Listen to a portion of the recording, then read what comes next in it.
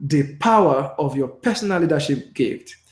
Now, starting, I want to mention that there is a clear difference between leaders and followers. And what differentiates a leader from a follower is the way the leader thinks. As the leader is in his mind, so is the leader. As the follower is in his or her mind, so is the follower. So, how a leader thinks is what differentiates him or her from the person who is in the follower mode. Now, of course, not that everything is wrong about being a follower, but if you look at our definition of leadership, then you will realize that there needs to be a switch to think in a leadership mode, even when we are being served by other people. Now, how a leader thinks is more important than what a leader thinks. In fact, let me put it this way: how a man or a woman thinks is more important than what they think, or what he or she thinks. Now, there are these three people who are building a cathedral. Now, when the first person was asked, he said, "What are you doing, gentlemen?" He said, "Well, we are working for $5 lousy an hour, just building this thing." The second person said, "Well, we are helping to build some important building. I'm not quite sure what it is, but we're definitely building. In any case, it's going to fetch me some income." The third person said, "We are helping to build a great cathedral to the worship of God." Now, look at these three people. The clear difference in each of them is the way each one thinks. So, we can also apply that to what we call leadership, which is that how a leader thinks is more important than, how a leader thinks is more important than what a leader thinks. In other words, how one thinks, the mentality, is more important than the actual ideas that come to mind. Why is that? You can have a great idea, but never really put it to action because you think this is impossible, this is out of this world, this is too difficult. But a leader will think, well, this is a great idea, let's give it a go, let's start it. Now, what you think is not as important as how you think, which is why if you look in certain communities, certain education systems tend to teach students how to think rather than what to think. And what that does is that the minds of the people are prone to generating ideas and creating solutions rather than maintaining the status quo. Now, until your mind changes, your experience and your location will have to remain the same. Why is this? The mind determines what the actual experiences will be. Now, I remember the story of certain people who were moving on from one location to another. And what happened, in fact, was that most of them did not make it to their destination. Now, this was not because they were not athletic. This was not because the journey was so difficult. As a matter of fact, let me bring the story home. Egypt, the location of the country of Egypt, to the present location of Israel, that journey takes 40 days thereabout if you're walking. If you are taking a bus, that takes about 24 hours. And if you are taking a flight, it takes about 25 minutes. Now, this was the journey that certain people took for 40 years. Now, you wonder, even if you are crawling, we should make it at least by the 100th day. But somehow, these individuals did not make it to their destination, And the reason was very simple. They had not changed their mind. So which means what we have as experiences and where we actually are in life and where we will be is a function of our mentality. We'll look at a big idea and simply allow fear to rule his or her heart. However, someone who thinks in the leadership mode will think, right, this may be difficult, but we can give it our best shot. In other words, you will see courage playing its part, because courage is not the absence of fear, but courage is a decision to progress in spite of fear. Now, we're saying this that the responsibility of mental transformation is a personal one, which is non-transferable. In other words, if our experiences and our location in life, in destiny will not change until our mind changes, then we must indeed pay attention to the fact that the responsibility to change our mind, or the responsibility for mental transformation, is personal. It's a personal responsibility, and that responsibility cannot be transferred to someone else. In other words, no other person can change my mind for me. I have to decide to change my mind. Why? My environment, my outcomes in life are simply reflections of my mentality, how I am in my mind. So only the right information can transform the mind or can enlighten the mind. Yes, if we must change our mind, we must know, of course, that it is information that gives the mind a chance for change. So unless I interact with the right information, then I simply cannot change my mind. I will have to maintain the status quo.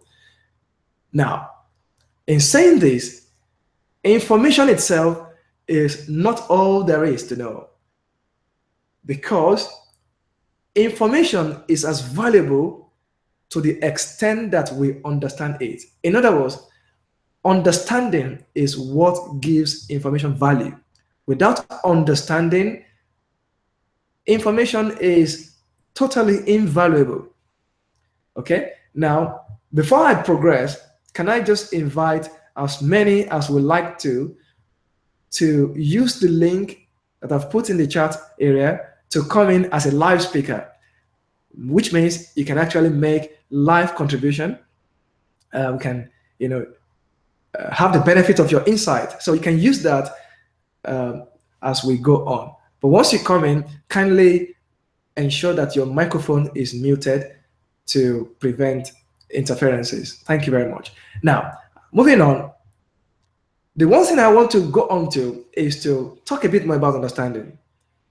Because as we know, in our quest for learning, in our quest for mental transformation, the most important factor is understanding. Now, we can say wisdom, yeah, which is correct application, but you can nearly, or it is inconceivable that there will be the right application of information without understanding.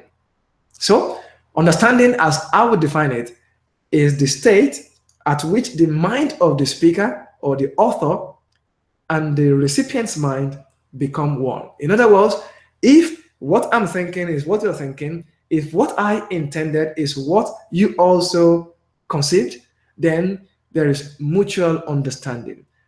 Other than that, there is misunderstanding, there is misconception, and we cannot have the benefit of the intended outcomes.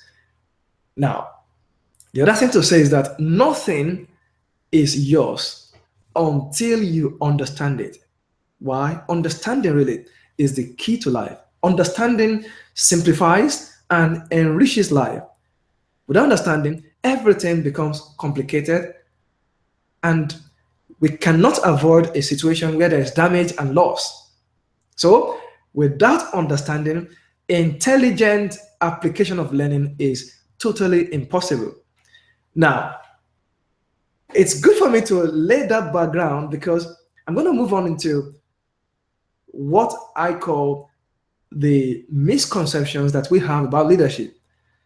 So, in the first instance, let's realize, as we've spoken, as we've considered in last few broadcasts, that leadership is not manipulation. Leadership, true leadership, if I may qualify that way, is not manipulation. Because the moment manipulation is involved, then there cannot be true leadership. True leadership is void of manipulation. The second thing to note here is that true leadership is not at the expense of others. In other words, the true leadership is not a zero-sum game. It's not I gain, you lose, and that's your business. No, that's not leadership. The third thing to say here is that leadership, true leadership, is impossible without the willingness to pay the price for it. True leadership, by its implication, demands a decision and a desire, a willingness to make sacrifices, great or small. Again, true leadership is not the suppression and oppression of others. Where we have suppression and oppression, all that we have is, what's that word again? Is domination of people, is dictatorship. That's what I'm looking for. Now, true leadership again does not cancel the value of others. In fact, the recognition of the value of others is prerequisite, is fundamental, is a fundamental tenet to true leadership. Why? From our definition, we realize that leadership requires fundamentally the recognition and the correct estimation of the value of other people. Now, again, true leadership is not according to ancient philosophies, which says that if you lack certain physical features or certain characteristics, then you are not qualified for leadership. Leadership has nothing to do with all of that. So leadership, I would just throw this in, is the ability to influence, which is born out of purpose. Is the ability to influence through inspiration, which is born out of purpose. I will put that simplistic definition out there. Now, knowing this, we can begin to see or even suggest that if everybody has the potential for leadership, now, does that intend that everyone will become a leader automatically? Well, not at all. Why? Because the desire for leadership must be accompanied by a dedication to a process. Leadership is natural or is in each one by potential, but it requires process. Now, without a willingness to submit to that process, then leadership will simply not emerge. Now, talking about developing our personal leadership, I have a few concepts here which I want to share with us, which we can begin to think about and we can also prepare to contribute to.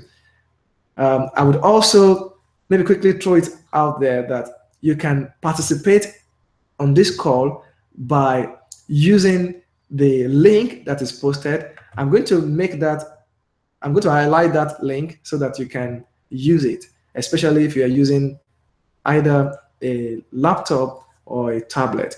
It will be even more easier to do. Okay, now personal leadership concept. Number one, we can write this down. True leadership does not begin with people. And this definition is a total departure from what we know in the contemporary sense. True leadership is not about people primarily. True leadership begins with self. Number two, true leadership begins with self-discovery, which is a meeting with yourself. Because until you meet yourself, meeting any other person is not nearly as valuable. Most of the time, we celebrate meeting maybe stars, sports stars, or pop icons and other such people. And sometimes we can put that on Facebook, on Twitter, just to show off to our friends. But that is not really important, because until we meet ourselves, then we've not really started on that journey of discovery, of the discovery of our personal leadership. So the first education that we must have is education about ourselves.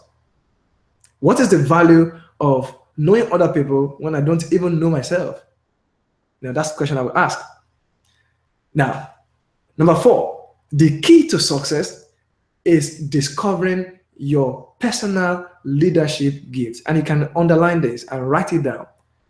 The key to success is discovering your personal leadership gift. Why do we say that? Leadership is the discovery of the unique gifting that an individual possesses with which he or she serves our world. Number five, the leadership gift that we talk about here, the personal leadership gift, is the assignment everyone comes to the world with. Number six, there is no giftless individual. There is no one who doesn't have a gift, because every individual is an assignment on the earth. Now, the thing about that is I can have an assignment which I decide to ignore, or which I ignore due to some circumstances beyond myself. So in other words, everyone comes with an assignment, but not everyone pays attention or discovers or even has any awareness about that assignment. So there is no giftless individual, no giftless creature on the earth. When I'm talking about this, I just like to talk about the natural world. Eagle. The eagle, an adult eagle, depending on what type of eagle it is, can have 7 feet, 8 feet, 9 feet wingspan. And with that wings, the eagle can fly into the third heavens 40,000 feet above sea level. There was a time when the Concorde was flying, and incidentally, the Concorde had collided with an eagle. So by the time the Concorde landed, they found the feathers and blood stains of the eagle on the Concorde. Now, Concorde is a special type of aircraft that flies at a minimum 40,000 feet above sea level. Now imagine that an eagle at par with the Concorde, 40,000 feet. Imagine that. Now, the gift of the eagle is the special ability of flight that can reach an altitude that no bird can dare. If I come back home, what is the gift of a whale? The whale can travel from the North Pole to the South Pole and back during their season of giving birth to their calves. Now, these are unique gifts in talk about a mahogany tree. A mahogany tree is imbued with strength, hardness, that when you want to build certain special furniture, you have to consult it. I'm trying to highlight that whether in the natural world or whether in the human world, each individual, everything is endowed with a gift. Talk about diamond. Diamond in its raw form looks so rough, but having gone through polishing, the diamond glitters with a brilliance that is hard to come by. I'm trying to reinforce the idea that there is no giftless individual, there's no giftless creature, whether animate or inanimate, on the earth. So the gift that we have is the primary custodian of the success and significance of everyone. Let's put it this way. When people come to you for you, they are looking for your gift. So you better have something to give to them, because then the people will simply do one thing. They will ignore the individual and move on. Somebody who has a gift that they can benefit from. An example, when Steve Jobs came about the concept of the Apple computer. At that time, the idea was so different from everything that existed. Now, because of the purpose that Apple were able to capture, they designed a product that was the darling of anyone that wanted a computer. Now, when we want an Apple computer, we go to Apple. We're not really interested in Steve Jobs. We just wanted his gift that he has given to the world. So we can say, therefore, that the leadership gift defines the identity of the carrier. So when I say Apple, automatically you remember Steve Jobs. When I say Windows, automatically you remember Bill Gates. So that is what I'm talking about when it comes to leadership gift. When I say, a bird with special flight ability, automatically you have to talk about the eagle. Why? It is the leadership gift that an individual possesses becomes the identity of the individual. If I say, what's the name of this guy? LeMay, or if I talk about this guy of Chicago Bulls, Michael Jordan, automatically you have to remember basketball. So somehow in our mind, we identify basketball to certain individuals who have become prominent in serving their gift. Incidentally, Michael Jordan was not really looking for people. He was just interested in playing basketball so well that every team would be privileged to have him in their services. So now, having said that, with the gift comes a responsibility to serve. The gift that is given to an individual is not for that individual. So the pathway to really manifesting our leadership and becoming great is actually through service. In other words, what we call greatness really is a decision, a desire, and the actual process or the actual ability to serve our gift so well, so greatly, that people will have to associate the word great to the name of the individual. If I say great flight, automatically you remember the eagle. Why? The eagle serves and exercises its gift so well that you have to associate the word great to its name. So when we talk about great leaders, if you talk about this man of blessed memory, Mahatma Gandhi, or I Have a Dream man, you have to associate greatness with them because of the extent to which they serve their gift. So serve your gift greatly, then we call you great. That is the principle of leadership service, the service of our leadership gifts.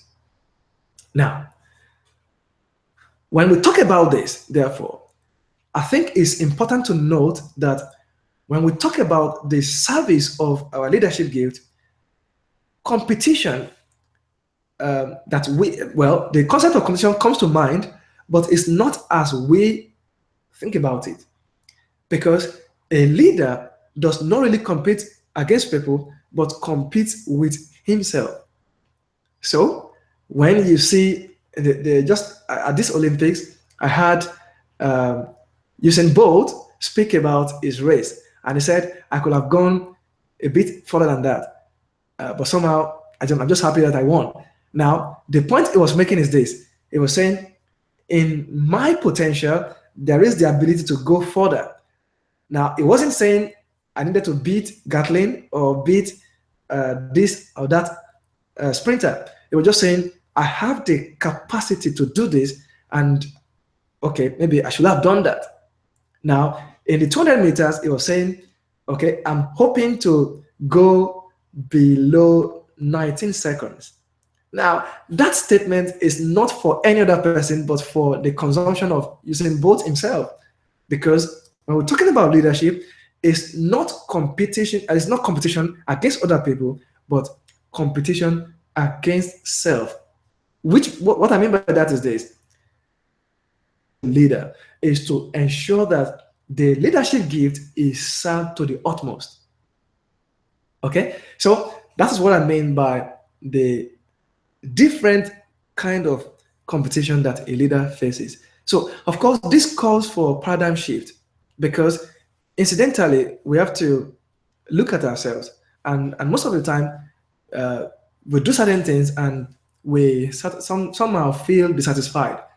And that dissatisfaction is not really against somebody else. It's just because we know, boy, you should have done better than that. Now that is our leadership trait trying to find its voice. That ability, that trait is there already. And what we are doing is to bring attention to it, is to put the focus on it so that we can make our knowledge conscious. Conscious knowledge is really what benefits the individual. Now, when we're talking about this, therefore, if you look at maybe every kind of wood in the forest, you would observe that every wood that you find has its unique purpose. Each tree does one special thing or the other. Now, so which means you cannot say that a particular tree is better than the other, because that is a comparison that is not necessary. The reason is this: each tree of the wood has its own unique purpose. Okay, talk about the sea, the fishes on the sea. Which fish is better than the other one? Apparently none, because the starfish is different from the shark, different from the mackerel, different from the whale, and they all serve different purposes. I can come home and look at the vehicle that we drive. So, what part of the vehicle is most important? Is it the windscreen? Is it the boot? Is it the tires? Is it the steering? Is it the battery? Is it the engine? Well, okay, let's have the engine and take away the windscreen. Okay, now we would very much appreciate the value of the windscreen on a raining day. Why? Because we may have the engine, but in a hurricane, in a strong wind, the engine is not enough to keep the driver safe. Okay, is it the battery? Well, the battery supplies power, but the battery cannot move the vehicle. So the point I'm making here is this: every part of has its unique importance. The concept of competition against each other is irrelevant. Rather, what we should have is the coming together of all the parts supplying their unique gifts so that the whole vehicle can function. The point I'm making here is this: that God himself did not intend to have an organization with a leader, but rather an organization of leaders where each leader comes with a unique gifting that can make the whole more valuable.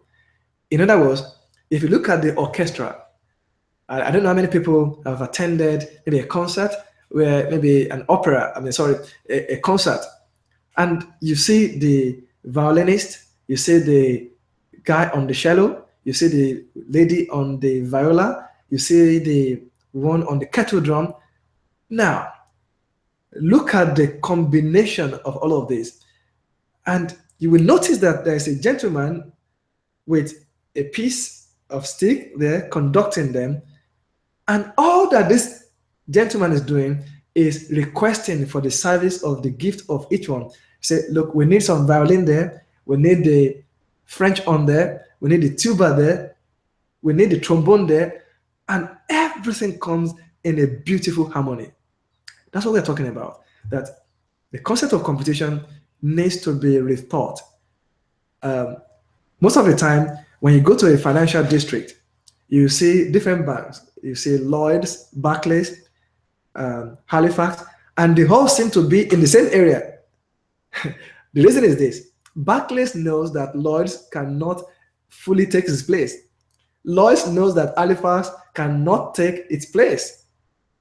In other words, they can cohabit successfully. They can cohabit successfully and serve the entire market. So, now, what then is the power of your leadership gift? What is the power of my leadership gift? Number one, when you discover your gift, you become authentic. When you discover your gift, you become authentic. That is when we are now meeting the real you. Why? Number two, authenticity makes you credible. Without authenticity, there is no credibility. It means that we have not yet met you. We are meeting someone else. We are having another tenant in the body. Authenticity actually authorizes you to perform. Okay?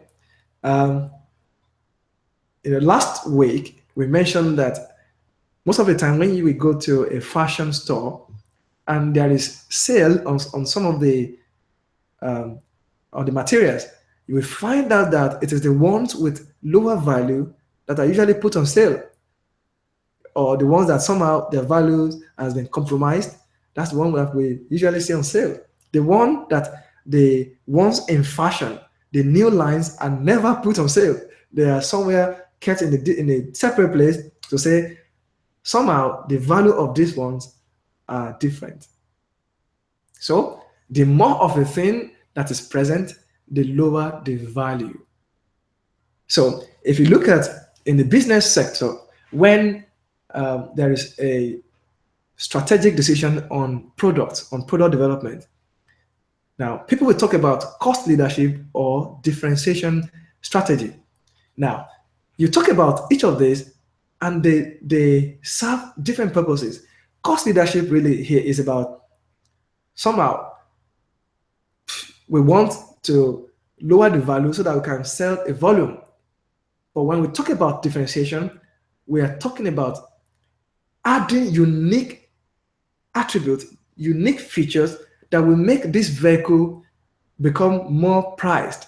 So if you talk about Rolls-Royce, I'm told that only a few of them are made in a year. But if you talk about some other sort of vehicles, you can produce a lot of them in a day, actually. But the thing is this: the value of Rolls-Royce supersedes that of most other cars because of what goes into it, because of its unique features. Now, the other thing you want to know is that once you talk about differentiation, we're not only talking about volume here, we are talking about value. So there's a difference between volume and value, unique valuation. So I can say this, therefore, that your differentiation is your source of value. And your differentiation lies in the discovery of your gift. When you find your gift, when I talk about gift, I think I should mention here that we're not talking about gift in the way that we use it commonly. We're talking about the unique ability, the potential in each one that we have been given to develop first and foremost and then serve to our world. So leadership really is finding your original gift that makes you valuable to your world. That's what leadership is actually. Now, now we see that connection between the gift and service. So effectively, when we're talking about a leader who is serving his gift, we usually refer to them as servant leaders. So hence the concept of servant leadership, because leadership really is a focus on continually first discovering the gift and then refining it progressively, continually, and serving it. So the attention of the leader really is on serving the gift, not on controlling people. Because as we see it, there is no fruit tree that advertises itself. I've not seen any situation where Mango, designs a very good advert, mobile advert, and say, look, I produce the best mango. Somehow, people chart their path to find the mango or the orange or the apple because of its sweetness.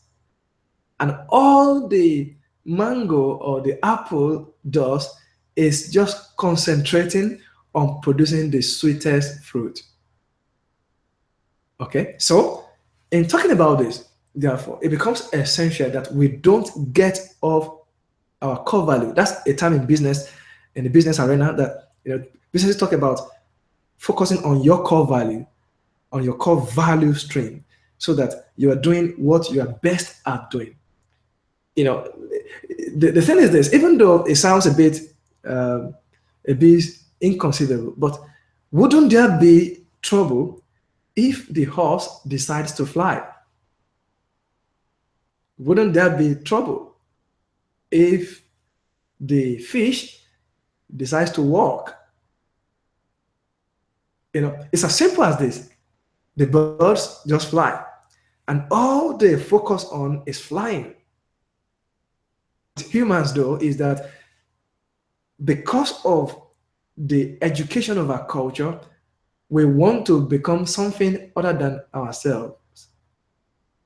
And that brings something that we call toiling, or popularly called stress.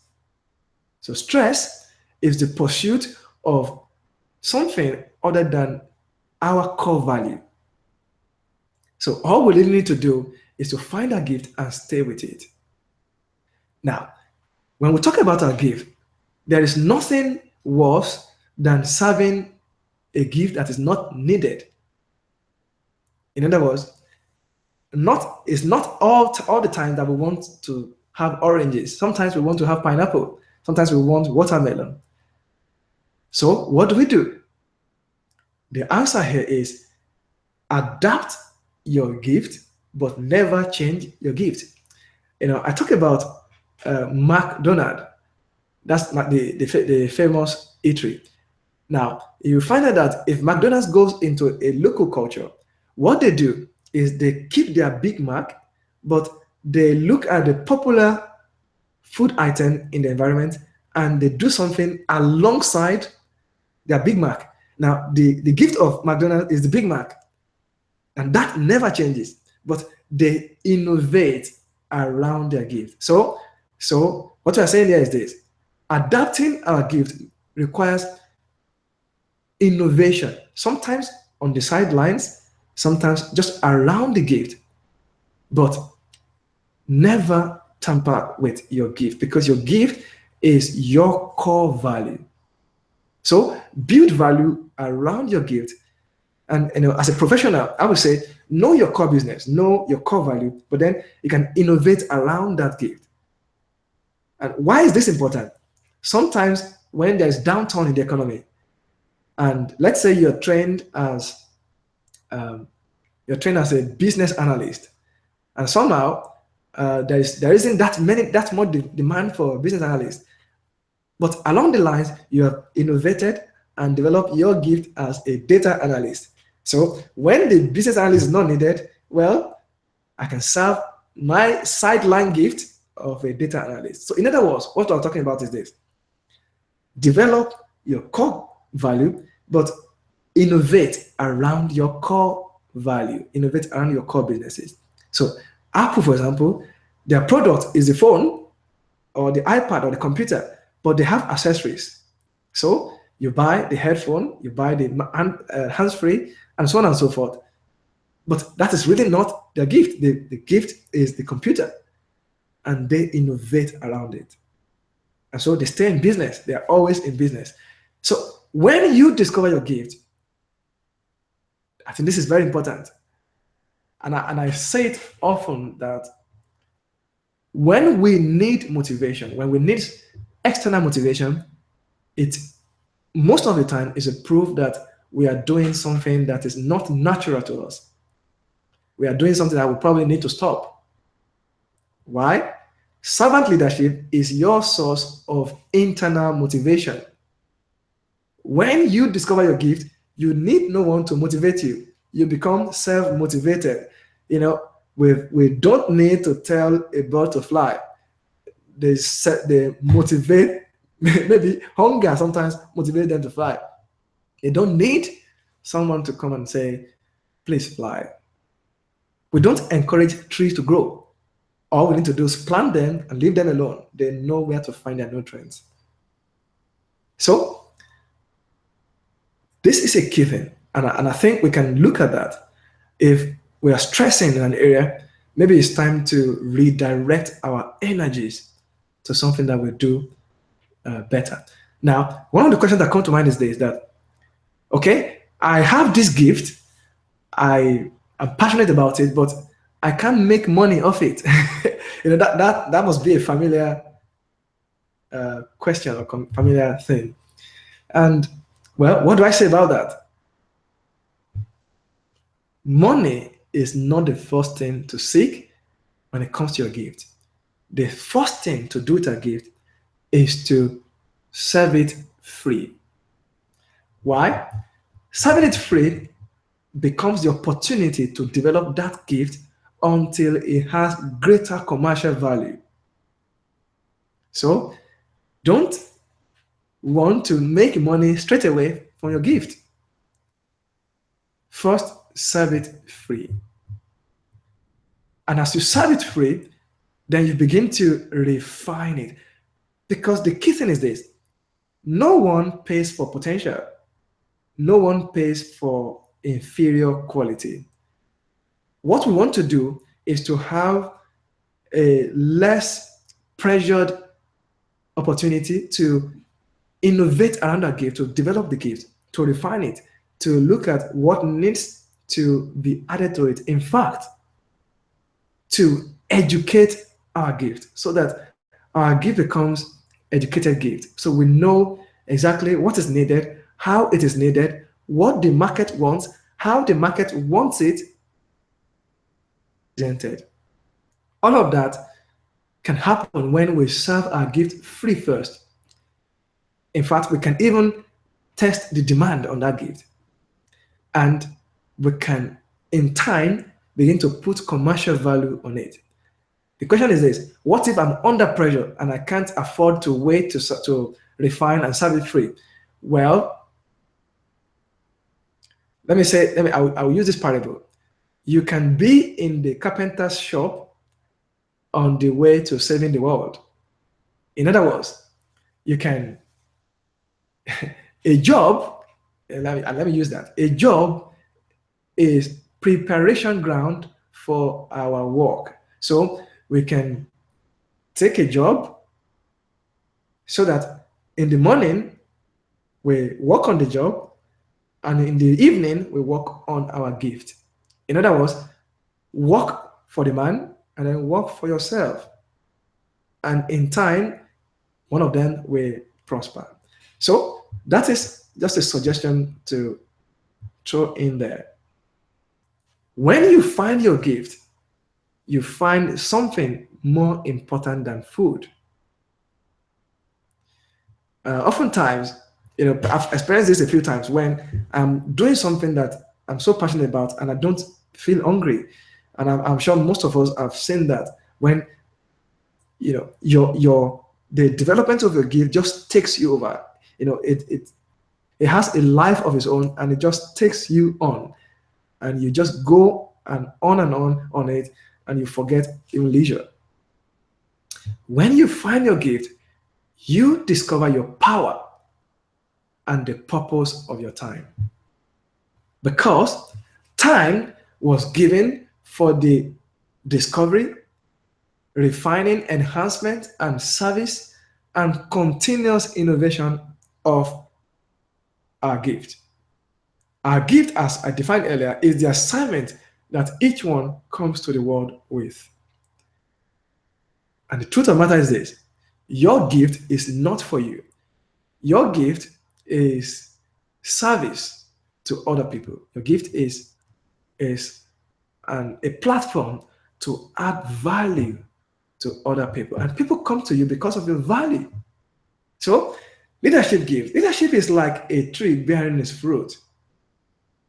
Leaders don't seek followers, because leadership really is not about followers. You say, well, you can't talk about leaders without talking about followers. Yes, but followership does not come first. What I mean by that is this: a leader decides to develop his gifts, as I said, and that gift attracts followers. So, which means a leader will ultimately lead other leaders who are also doing the same thing, who are also developing their gift. Now, if my gift is Medicare and I can help a patient back to health, now you may be the head of a financial corporation, but when you need my gift, then you come to me and I can serve you with my gift. You might be an architect, but I'm not. I might be just an IT professional. Now, when you need my gift, you come to me, and when I need your gift, I come to you. In other words, your gift will attract both followers and leaders. By followers here, I actually mean those who haven't decided to lead in the area of their gifting. So, when you go to a tree, you do so for its fruit. The fruit is the tree's identity. So you say mango tree.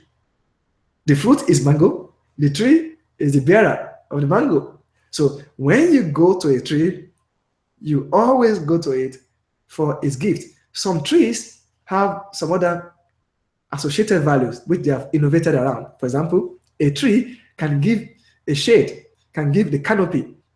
When I was very young, in my great-grandmother's house, we had this avocado plant which has a lot of shade. So you find people coming there to play games under it.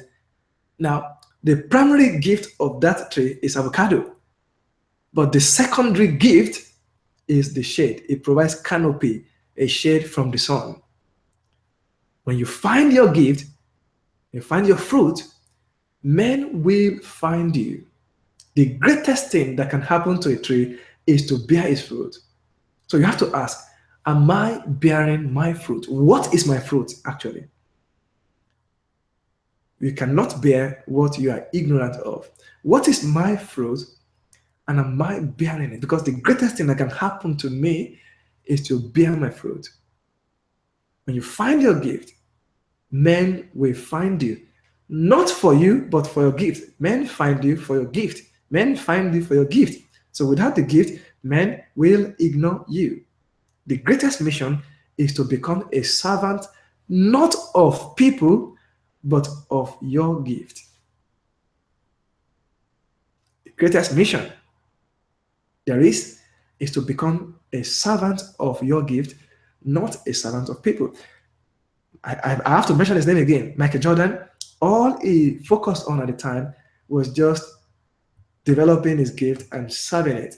Talk about Andy Murray, talk about Roger Federer. The only thing that we know about them, the only thing, absolutely, is the fact that those gentlemen play tennis so well.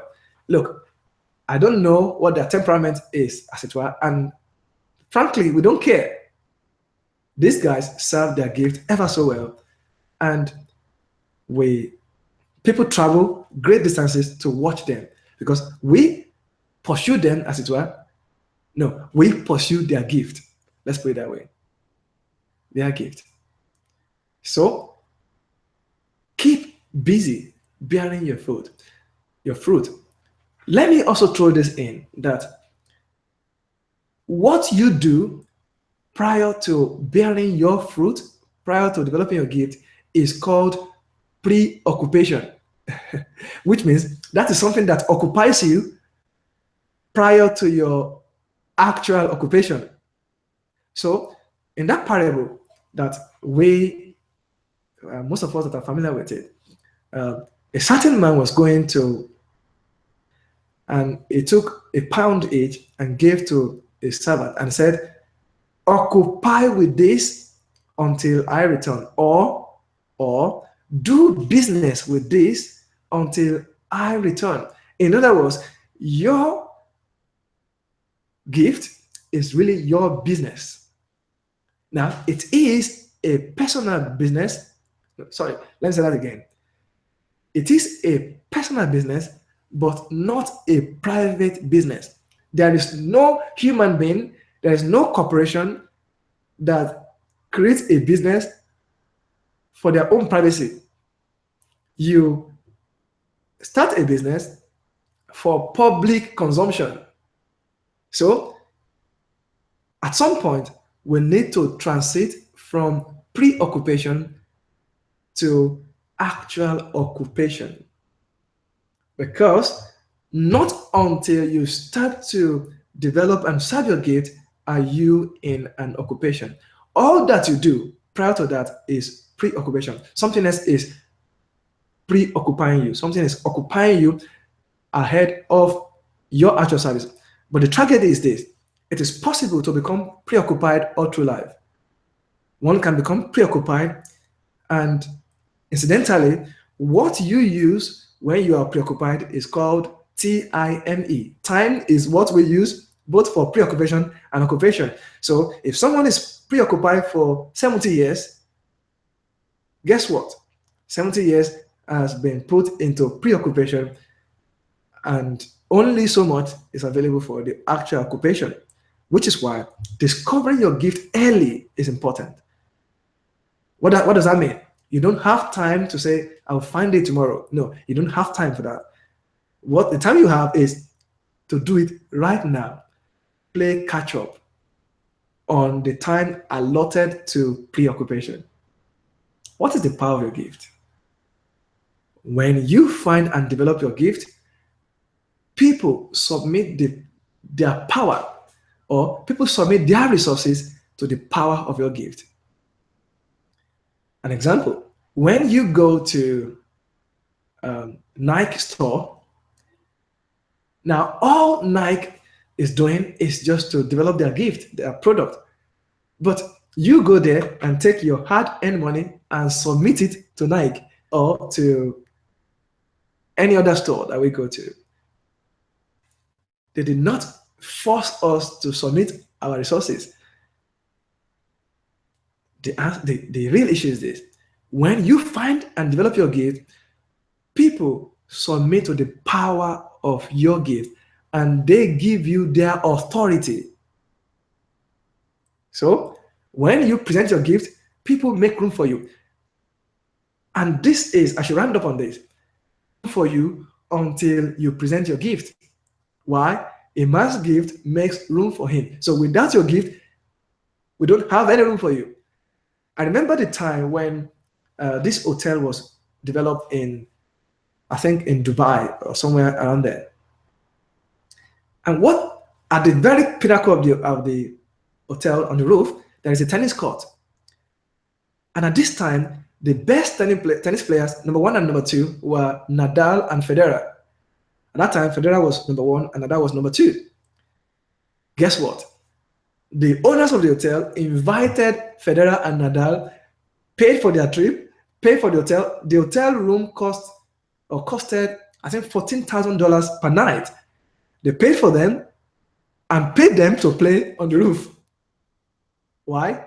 Their gift made room for them in a place where most people will not venture to go. When you present your gift, people make room for you. Say, oh, please come and sit down. Come and have your seat. There's room for you. Without your gift, men ignore you. So the development of your gift is your primary responsibility. Your gift is the container of the fulfillment, significance, and the wealth that you seek. As a matter of fact, wealth and significance and fulfillment are only accentuating, or they're just they are byproduct of the service of your gift. I'm aware of time, and I could continue, but I think we have to begin to round up. So the reason why men ignore us is because they don't know what we have to give. And the only thing we ought to give is our gift. Gift makes room for him. The worst thing that will happen to any of us is to be lost in the crowd. Whereas people and certain audiences are requesting, they are longing, desiring our gift. That is a unique portrait of a leader. A leader positions himself to serve his gift, to serve her gift. And when we serve a gift, we have a complementary array of giftings. And the combination is so beautiful, like the brilliance of a well-chiseled diamond. That's what we're talking about. That is the portrait of a leader. We should stop there and let's take some interaction. Tenny, I know you're there. How are you doing? Yeah, let's take some input, if you will. If you took my advice, I think you're going to speak to us. Hi, Koe. Thank you so much. Hello? Hello, Tenny. I'm sure the guys can hear me. Okay, yeah. Thank you so much. That was awesome. Thank you, Tenny. That was brilliant. Brilliant session. Thank you, Tenny. Thank you. Thank you. Okay, yeah, thank you very much. I don't know if anybody has any contribution. Stephen is saying, I'm ever glad to hear you today. Thank you very much, my very dear brother, Stephen. Leadership is about service. When you discover your gift, you are self-motivated. Compete with yourself. Well, that's a very lovely way to put it. And let me say thank you to everyone. We are right on the top of the hour. And this is the time where we get to say thank you for being with us. Let me say special thank you to my friends AYO, George, Stephen, Buki, Ike, Buki, Lami. If I don't get to say your name, it is not meant to actually appreciate and honor everyone. But let's make it a date again. And let me also let us know that on the 25th of this month, we're having my friend, Yemi Akishwaju, is called the Leadership Catalyst. Been with us before, and this is a man you will love to listen to. It was on the junior trustees, on the board of junior trustees of Dr. Miles Monroe, together with April that we saw, I think a few weeks ago. April was the president, and he was a key member of that board of junior trustees. He served, as a matter of fact, he was the representative of Dr. Miles here in the UK. So for you to be entrusted as such by, my great mentor, it must mean that you are delivering your leadership gift. So Yemi Akishwaju will be with us, and I'm going to put all the notices on our Facebook page and also on our WhatsApp group. Can I also request that if you see something that we can do better because of your unique leadership gift, Why don't you bring it on the table and we can make this even better and we can serve a wider audience? Thank you very much, and we appreciate you for being with us tonight. Have a good evening and God bless. Tenny.